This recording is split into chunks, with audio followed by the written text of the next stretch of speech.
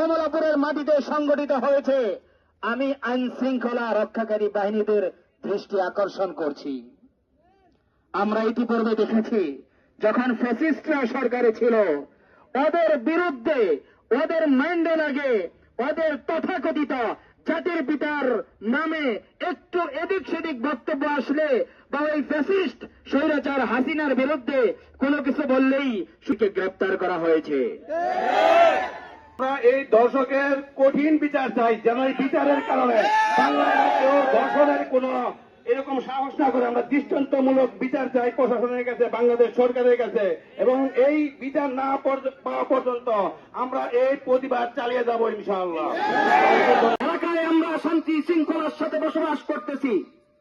পুরো এলাকার সমস্ত লোকজন যে ধর্মেরই হোক না কেন, এই এলাকার বাসিন্দা সবাই আমরা জানি, এই এলাকা সারা বাংলাদেশের মধ্যে অসাম্প্রদায়িকতা এবং সাম্প্রদায়িক সম্প্রীতির উজ্জ্বল একটি দৃষ্টান্ত স্থাপন করেছে।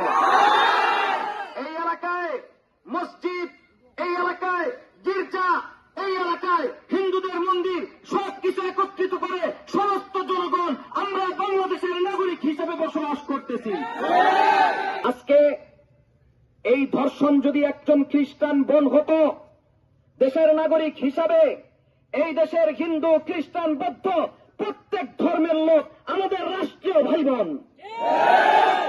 একজন হিন্দু যদি আজকে ধর্ষণের শিকার হতো, একজন খ্রিস্টান ধর্ষণের শিকার হতো, ঠিক এভাবেই আমরা গর্জে উঠতাম যেভাবে আজকে গর্জে উঠেছি। শুধু মুসলমান বলে নয়, আমাদের স্পষ্ট কথা, ধর্ষণ করেছে, আবার সেই ধর্ষিতা নারীর পরিবারকে হুমকি ধামকি পর্যন্ত দেওয়া হচ্ছে। মামলা নিয়ে গড়িমসি করার কোনো সুযোগ নাই। প্রশাসনের ভাইদের কাছে আমরা দৃষ্টি আকর্ষণ করতে চাই, অনতি বিলম্বে এই সাম্প্রদায়িক সম্প্রীতি বজায় রাখার জন্য আপনারা দ্রুত পদক্ষেপ গ্রহণ করুন। যদি এর মধ্যে কোনো কাল বিলম্ব হয়, যদি গ্রেফতার করতে সামান্য কোনো গড়িমসি করা হয়, আমরা যদি খবর পাই তাদেরকে কোন প্রকারে ছাড় দেওয়া হচ্ছে, আগুন চলবে, আগুন জ্বলবে। আল্লাহু আকবার। ঠিকানা এই বাংলায় হবে না, এই বাংলায় হবে না। দর্শকের ঠিকানা